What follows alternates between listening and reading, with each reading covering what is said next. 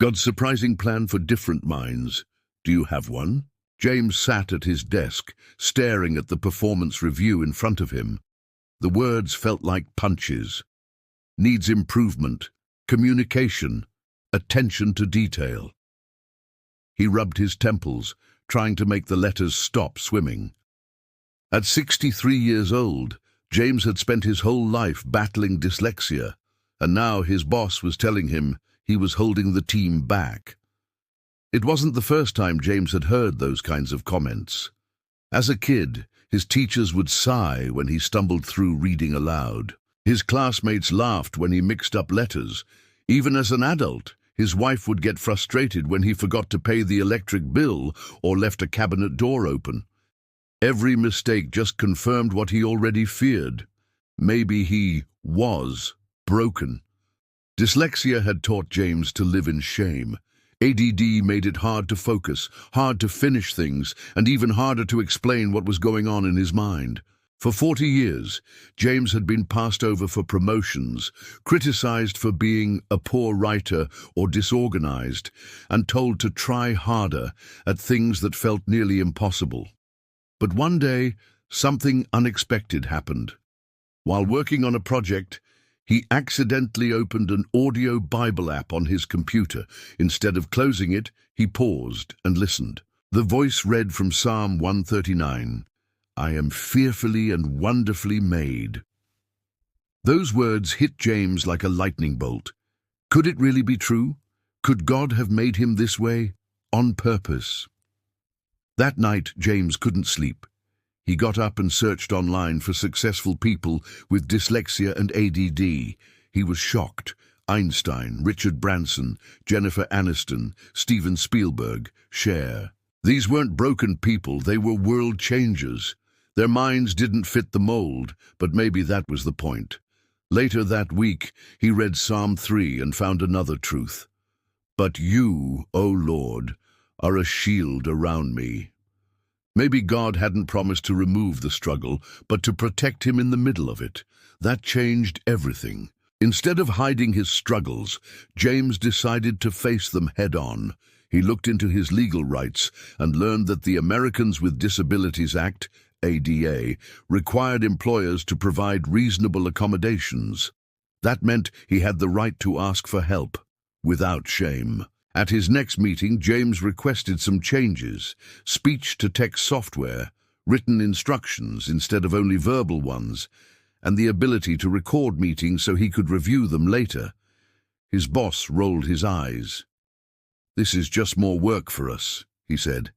But James calmly cited the law. He wasn't asking for special treatment, just a fair chance to succeed. Over the next few months, things began to shift.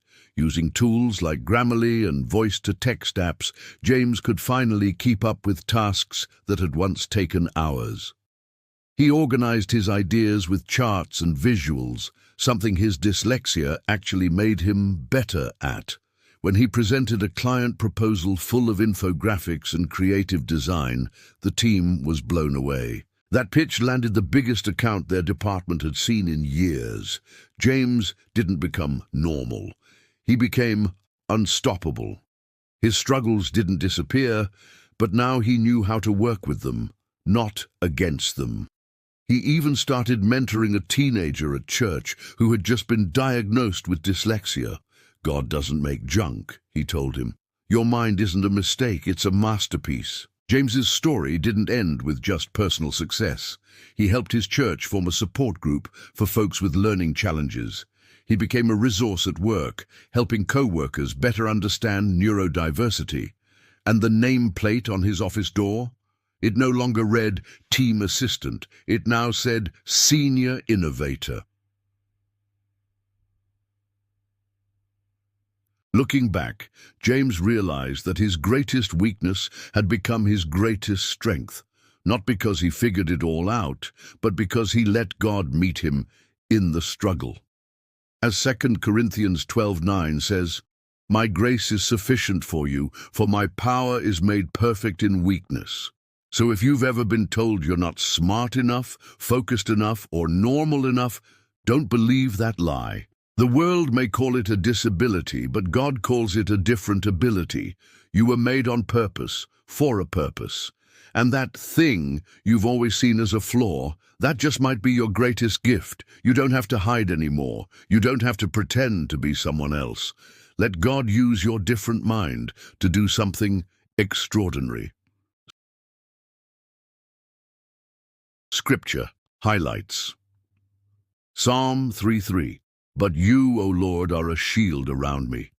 Psalm 139:14. I praise you because I am fearfully and wonderfully made. To Corinthians 12:9. My grace is sufficient for you, for my power is made perfect in weakness. Exodus 14:14. The Lord will fight for you. You need only to be still. Takeaway. Your mind is not broken. It's built differently, and that's exactly how God intended it. Don't try to fix what He designed with purpose. Instead, ask Him how to use it. So, do you have a different mind? If so, maybe that's God's surprising plan for you. If this strikes a chord in your life, and then share this with someone who may be struggling in this area. Thank you, and subscribe for more content from Watchman's Wisdom channel.